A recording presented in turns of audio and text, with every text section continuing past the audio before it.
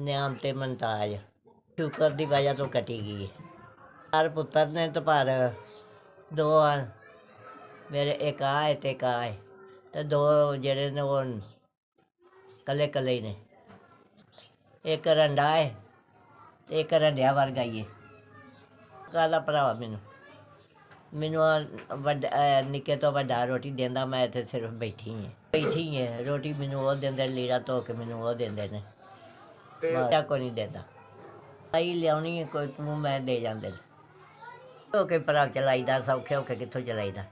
ਕਿਤੇ ਹੋਇਆ ਕਿਤੇ 8 ਦਿਨ ਕਿਸੇ ਦਾ ਦਿਲ ਕੀਤਾ ਤਾਂ ਕੋਈ 100-200 ਦੇ ਦਿੱਤਾ, ਕਿਸੇ ਨੇ ਦਵਾਈ ਲਿਆ ਕੇ ਦੇ ਦਿੱਤੀ।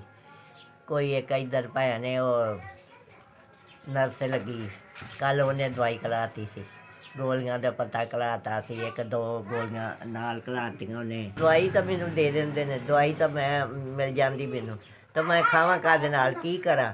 ਨਾ ਕੋਈ ਦੁੱਧ, ਨਾ ਕੋਈ ਲੱਸੀ, ਨਾ ਕੋਈ ਪਾਣੀ, ਕਿਤੇ ਚਾਹ ਸਵੇਰ ਨੂੰ 1 ਵੇਲੇ ਮਿਲ ਜਾਂਦੀ ਹੈ। ਰੋਟੀ ਜਦੋਂ ਦਿੰਦੇ ਨੇ ਤਾਂ ਉਦੋਂ ਫਿਰ ਬਾਅਦ 'ਚ ਚਾਹ ਵੀ ਦੇ ਦਿੰਦੇ, ਕਿਸੇ ਜਦੋਂ ਪਕਾਈ ਹੁੰਦੀ। ਅੱਲਾ ਮੀਆਂ ਪੁੱਤ ਤੁਹਾਨੂੰ ਤੰਦਰੁਸਤੀ ਦੇਵੇ ਅਤੇ ਅੱਲਾ ਤੁਹਾਡੇ 'ਤੇ ਖੈਰ ਕਰੇ, ਅੱਲਾ ਤੁਹਾਨੂੰ ਬਹੁਤਾ ਬਹੁਤਾ ਦੇਵੇ ਅਤੇ ਅੱਲਾ ਤੁਸੀਂ ਦਿੰਦੇ ਹੀ ਰਹੋ। ਮਾਲਕ ਸੋਹਣੇ ਦੇ ਗੁਨੇਗਾਰ ਨੂੰ ਦਿੱਤਾ ਜੇ, ਮੁਥਾਜ ਨੂੰ ਦਿੱਤਾ ਜੇ, ਅੱਲਾ ਤਾਲਾ ਰਹਿਮਤਾਂ ਕਰੇ ਤੁਹਾਡੇ 'ਤੇ।